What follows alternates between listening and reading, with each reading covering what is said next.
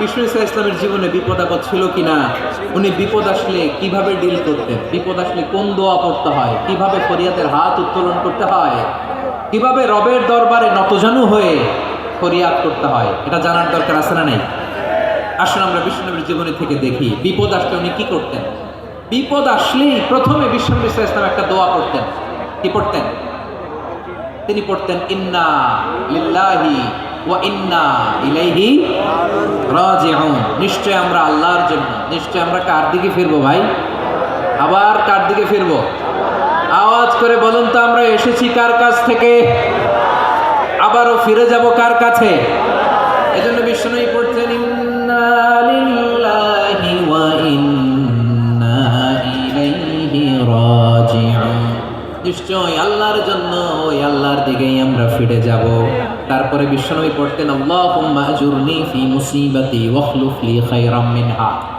একসাথে প্রথমে পড়তেন ইন্না লিল্লাহি ওয়া ইন্না ইলাইহি রাজিউন, তারপর পড়তেন আল্লাহুম্মা আজুরনি ফি মুসিবাতি ওয়াখলুফ লি খায়রাম মিনহা। মানে আল্লাহ, এই যে আমি বিপদে ধৈর্য ধারণ করলাম, এটার সব তুমি আমার দাও, আর যেটা হারালাম এর চেয়ে ভালো কিছু দিয়ে মেকআপ করে দিও, ভালো কিছু দিয়ে বদল করে দিও। সুবহানাল্লাহ পড়েন। তাহলে বিপদ আসলে আমরা কি পড়ব? কথা বলেন। এই যে আমি শুয়েছিলাম, নাশিদ গাচ্ছিল ওরা, এদেশে পরস্পরে দেখা হলে দেয় সালাম, এদেশে আমজনতার হৃদয় জুড়ে পাকালাম, এদেশে বিপদ এলে সর্বজনে সর্বক্ষণে দোয়া পড়ে ইন্না লিল্লাহ। কি পড়ে? সুবহানাল্লাহ সুবহানাল্লাহ সুবহানাল্লাহ সুবহানাল্লাহ। এদেশে আজান শুনে সূর্য ওঠে শহর গ্রামে, এদেশে আজান শুনে সূর্য ডুবে সন্ধ্যা নামে, এদেশে সকল কাজে সবাই বলে বিসমিল্লাহ, এদেশে ভালো কিছু দেখে শুনে হাসি মুখে সবাই বলে মাশা আল্লাহ। সুবহানাল্লাহ পড়ে। তাহলে বিপদ এলে আমরা কি পড়ি? কথা বুঝলে সবাই উত্তর দিতে হবে। বিপদ এলে কি পড়ি? তাহলে বিপদ এলেই আমরা এখন থেকে ইন্না লিল্লাহ করব, নাকি হাই হুতাশ করবেন? একদল আছে হাই হুতাশ করে, আয় আল্লাহ রে মোর কি হইল রে, ওই কি হর মোরে, ওই কমবে জামুরে, আছে না নাই? এরকম বিলাপ করতে নিষেধ করেছেন বিশ্বনবী। কি করব, কই যাব, কি হবে, হায় হায়, এরকম হাহুতাশ আছে না নাই? বিশ্বাসীরা হাহুতাশ করে না, তারা ইন্না লিল্লাহ পড়ে। কি পড়ে? মনে থাকবে? আমরা পড়বো ইন্না লিল্লাহি ওয়া ইন্না ইলাইহি রাজিউন। নিশ্চয়ই আমরা আল্লাহর জন্য, আমরা আল্লাহর দিকেই ফিরে যাব। এরপর পড়বো আল্লাহুম্মা আজুরনি ফি মুসিবাতি ওয়াখলুফ লি খায়রাম মিনহা। আল্লাহ, আমি যে বিপদে ধৈর্য ধারণ করলাম এটার সওয়াব দিও, আর যা হারালাম তার চেয়ে ভালো কিছু দিয়ে বদল করে দিও। সুবহানাল্লাহ পড়ে। বিশ্বনবীর হাদিস শুনলেন উম্মে সালামা রাদিয়াল্লাহু তাআলা আনহা। ওনার স্বামী হলো আবু সালামা। মজার ঘটনা খেয়াল করে শুনেন আমার প্রিয় কলিজার টুকরা ভাইয়েরা। কানগুলো খরগোশের কানের মতো খাড়া করে আমার দিকে তাকান। সাইয়্যিদাতুনা উম্মে সালামা রাদিয়াল্লাহু তাআলা আনহা, ওনার স্বামীর নাম আবু সালামা। শ্রেষ্ঠ দম্পতি, শ্রেষ্ঠ ফ্যামিলি। প্রথমে হিজরত করেছিলেন হাবাশায়, পরে হিজরত করেছেন মদিনায়। উহুদ যুদ্ধের পরে ওনার স্বামী আবু সালামা ইন্তেকাল করলো, শহীদ হলো। সুবহানাল্লাহ পড়ে। যখন আবু সালামা ইন্তেকাল করলো, উম্মে সালামা রাদিয়াল্লাহু তাআলা আনহা কেঁদে কেঁদে হয়রান। আর নবীর শিখানো বাণী অনুযায়ী তিনি বারবার পড়ছিলেন ইন্না লিল্লাহ। কি পড়ছিলেন? মুই কই যামু, কি হরমু, এগুলো বলেন। কি বলছে? ইন্না লিল্লাহ। যেহেতু বিশ্বনবী বলেছেন কেউ যদি বিপদের প্রথম ধাক্কায় পড়ে ইন্না লিল্লাহি ওয়া ইন্না ইলাইহি রাজিউন, আল্লাহুম্মা আজুরনি ফি মুসিবাতি ওয়াখলুফ লি খায়রাম মিনহা, তাহলে এই বিপদে যে সে যা হারালো তার চেয়ে শ্রেষ্ঠ কিছু দিয়ে আল্লাহ তার বদল দিয়ে দিবে। এই হাদিস শুনে উম্মে সালামা রাদিয়াল্লাহু তাআলা আনহা ওনার প্রাণ প্রিয় স্বামী আবু সালামার ইন্তেকালের পরে চোখের পানি ছাড়ে আর পড়ে ইন্না লিল্লাহি ওয়া ইন্না ইলাইহি রাজিউন, আল্লাহুম্মা আজুরনি ফি মুসিবাতি ওয়াখলুফ লি খায়রাম মিনহা। বারবার এই দোয়া পড়ে চোখের পানি ছাড়ে, এই দোয়া পড়ে চোখের পানি ছাড়ে, আর মনে মনে বলে আবু সালামার মতো ভালো মানুষ মদিনাতে নাই, আবু সালামার চেয়েও ভালো মানুষ মদিনাতে নাই। তার চেয়ে ভালো মানুষ কি করে আল্লাহ তাআলা আমারে দিবে, তার চেয়ে ভালো মানুষ তো আমি মদিনাতে দেখি না। চোখের পানি দিয়ে বুক ভাসায় আর নবীর হাদিসের উপর আমল করে পড়ে ইন্না লিল্লাহি ওয়া ইন্না ইলাইহি রাজিউন, ইন্না লিল্লাহি ওয়া ইন্না ইলাইহি রাজিউন পড়তে পড়তে চোখের পানি ছাড়ে। আর চিন্তা করে বিশ্বনবী বললেন, এই দোয়া পড়লে যেটা হারালাম তার চেয়ে ভালো কিছু দিয়ে আল্লাহ পুরস্কার দেয়। আবু সালামার চেয়ে ভালো মানুষ মদিনার মধ্যে আর কে হতে পারে? কি আজীব তামাশা, কি অবাক করা ঘটনা। কিছুদিন পরে দেখা গেল সাইয়্যিদুল মুরসালিন রাহমাতাল লিল আলামিন স্বয়ং বিশ্ব নবী উম্মে সালামাকে বিয়ের প্রস্তাব পাঠিয়েছে। স্বয়ং বিশ্ব নবী উম্মে সালামা রাদিয়াল্লাহু তাআলা থেকে বিয়ের প্রস্তাব পাঠিয়েছেন। উনি রাজি হয়ে গেলেন, বিয়ে হয়ে গেল, উনি হয়ে গেলেন উম্মুল মুমিনিন, আমাদের মা, পুরো মুসলিম উম্মার মা। চিৎকার করে বলেন আল্লাহু আকবার। তাহলে আমার প্রাণপ্রিয় ভাইয়েরা, বিপদে পড়লে আমরা পড়বো ইন্না লিল্লাহি ওয়া ইন্না ইলাইহি রাজিউন, আল্লাহুম্মা আজুরনি ফি মুসিবাতি ওয়া আখলুফ লি খায়রাম মিনহা। করবেন? করবেন না? যারা যারা বিপদ আসলে এই দোয়াটা পড়বেন এখন থেকে আওয়াজ করে ইনশাআল্লাহ বলেন। যা হারাইছেন তার চেয়ে শ্রেষ্ঠ জিনিস দিয়ে বদলা দিবে কে? বিশ্বাস হয়? একটু সন্দেহ লাগে মনে হয়, একটু সন্দেহ আছে? যাদের বিশ্বাস হবে তাদের কি আল্লাহ উত্তম বদলা দিবে, ঠিক কিনা বলেন? তাহলে বিপদে পড়লেই প্রথমে আমরা এটা পড়ি। দোয়াগুলো যদি এখন মুখস্থ না হয়, এই যে রেকর্ডিং হচ্ছে, পেয়ে যাবেন, কালকেই পেয়ে যাবেন। শুনে শুনে মুখস্থ করবেন। আমার মায়েরা, আমার বোনেরা, আপনাদের জন্য 3টি মাঠের অ্যারেঞ্জমেন্ট করা হয়েছে, আমি জানি। আপনারা এই দোয়াগুলো পড়বেন, আপনার স্বামীকে শেখাবেন, সন্তানকে শেখাবেন, আপনার পুরো পরিবারটাকে জান্নাতের টুকরো বানিয়ে দিবে কে? তাহলে বিপদ আসলে প্রথমে কি পড়তে হবে এটা জেনে গেলাম। এরপরে বিপদ আসলে নিজেকে কি করে আল্লাহর কাছে সঁপে দিতে হয় এটাও জানার দরকার আছে না নেই? বিপদে প্রথমে ইন্নালিল্লাহ করলাম, ধৈর্য ধারণ করলাম, বিপদ থেকে উদ্ধারের সর্বোচ্চ চেষ্টা করলাম। আমার কাজ যখন শেষ তখন আমি আমার এই বিষয়টা আল্লাহর কাছে সঁপে দেব। কার কাছে সুপর্দ করব? কার কাছে? বিপদে বললে কেমন করে নিজেকে আল্লাহর কাছে সঁপে দিতে হয় আসুন সাইয়েদনা ইব্রাহিম আলাইহিস সালামের জীবনী থেকে জানি। আল্লাহর খলিল ইব্রাহিম আলাইহিস সালাম আমাদের মতো সমাজ ব্যবস্থা পায় নাই। আমরা জন্মের পরে আমাদের কানের ভেতরে আজান দিয়েছে কে? একামত দিয়েছে কে? আমাদের বাপ-দাদারা আমাদের কানে আজান দিয়েছে কি দেয় নাই? আমাদের জন্মের পরেই তো আজান, একামত, বাড়ির পাশে মসজিদ, প্রতিদিন আজান, জুমার খুতবা, প্রতি মাসে মাসে তাফসীরুল কোরআন মাহফিল, মসজিদ, মিনারা, অভাব নাই, ঠিক কিনা বলেন? আপনি যেই সুন্দর ইসলামিক এনভায়রনমেন্ট পেয়েছেন, আমাদের ইব্রাহিম খলিল উনিও কি এরকম পেয়েছিলেন? হ্যাঁ, উনি জন্মের পর পরে ওনার কানে আজান দিয়েছে কেউ? আমার প্রিয় ভাইরা, আগা গোড়া একটা শিরকি পরিবেশ উনি জন্মগ্রহণ করেছেন। উনি ছাড়া ওই তল্লাটে একজনও আল্লাহর উপর বিশ্বাসী নাই। কল্পনা করতে পারেন? গোটা তল্লাটে, গোটা দেশে বিশ্বাসী মুমিন, আল্লাহর উপর বিশ্বাস স্থাপনকারী কয়জন? সবাই বলেন কয়জন? বাকি সব মুশরিক। বাকি সব মুশরিক নিজের সাথে নিজে শক্ত বোঝাপড়া করে, অ্যানালজি করে, সেলফ কনভারসেশন করে উনি মহা সত্যের সন্ধান পেয়েছেন। উনি আকাশের তারা দেখে ভাবে মনে হয় এটাই আমার খোদা, পরে দেখে তারা নাই, মনে মনে বলে না তাইলে এটা না। আবার চাঁদ দেখে বলে চাঁদটা বড় মায়া লাগে, মনে হয় এটাই আমার রব, পরে দেখে চাঁদও নাই, কয় না এটা না। এরপরে দ্বীপ প্রহরের জলজলে সূর্যটা খা খা করে গোটা পৃথিবীটারে রৌদ্র দিয়ে তাতিয়ে রাখে। তিনি ভাবলেন মনে হয় এটাই আমার রব, কারণ এটাই তো সবচেয়ে বড়। কিন্তু বিকেল বেলা ওই সূর্যটাও যখন চলে যায়, সাইয়েদনা ইব্রাহিম বলে না এটাও তো নাই, আমার খোদা যদি আমারে ছেড়ে চলে যায়, বিপদে পড়লে আমারে উদ্ধার করবে কে? এভাবে নিজের সাথে অ্যানালজি, সেলফ কনভারসেশন করতে করতে করতে তিনি মহা সত্যের সন্ধান পেয়েছেন। সুবহানাল্লাহ।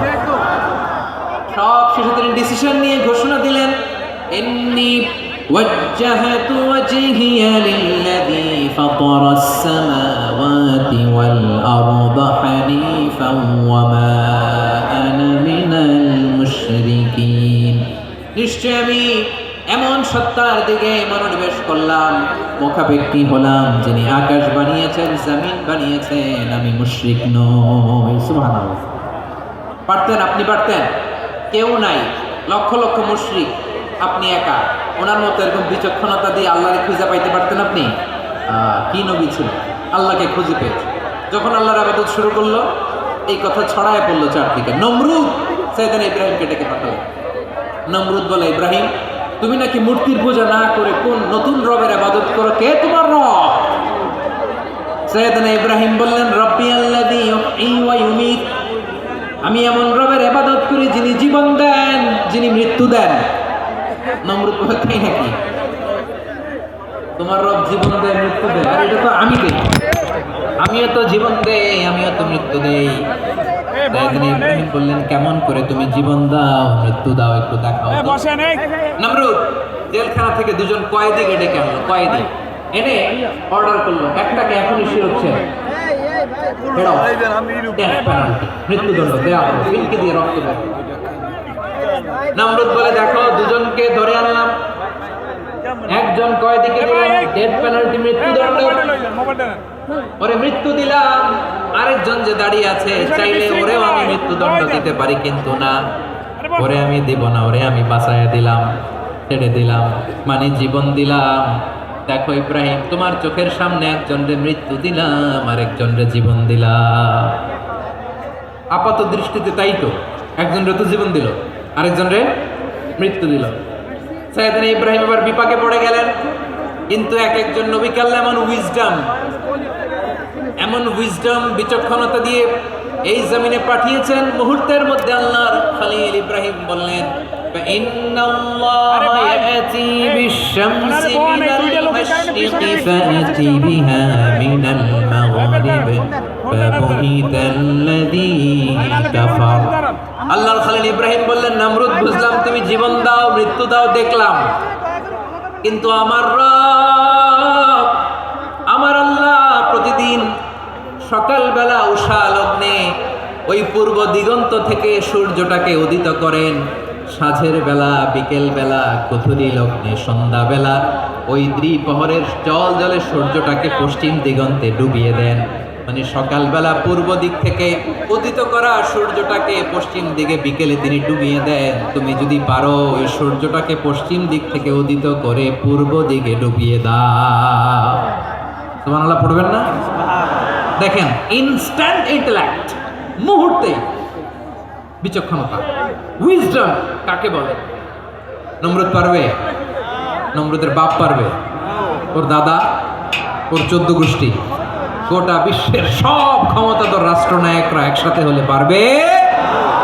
বা বুহিতাল্লাযী কাফার পারে নাই, ব্যর্থ হয়েছে। এবার তেলে বেগুনে জ্বলে উঠেছে, রেগে মেগে আগুন বলে, ফালকুহু ফিল জাহিম।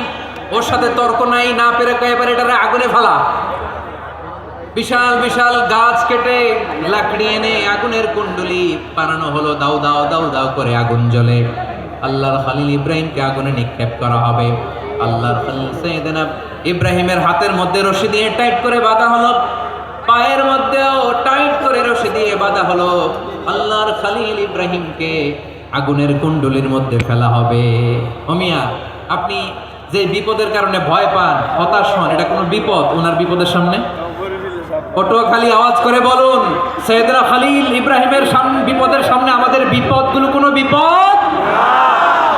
এটা কোনো বিপদই না, এটা কোনো বিপদই না। হাত পা বেঁধে টাইট করে নিক্ষেপ করা হবে, সিম্পলি ফেলা যাবে না, কারণ দাও দাও করে দ্য ব্লেজিং ফায়ার, এমন আগুনের কুণ্ডলি, কাছে যাওয়া যায় না, আগুনের উত্তাপে নিক্ষেপ করা হবে।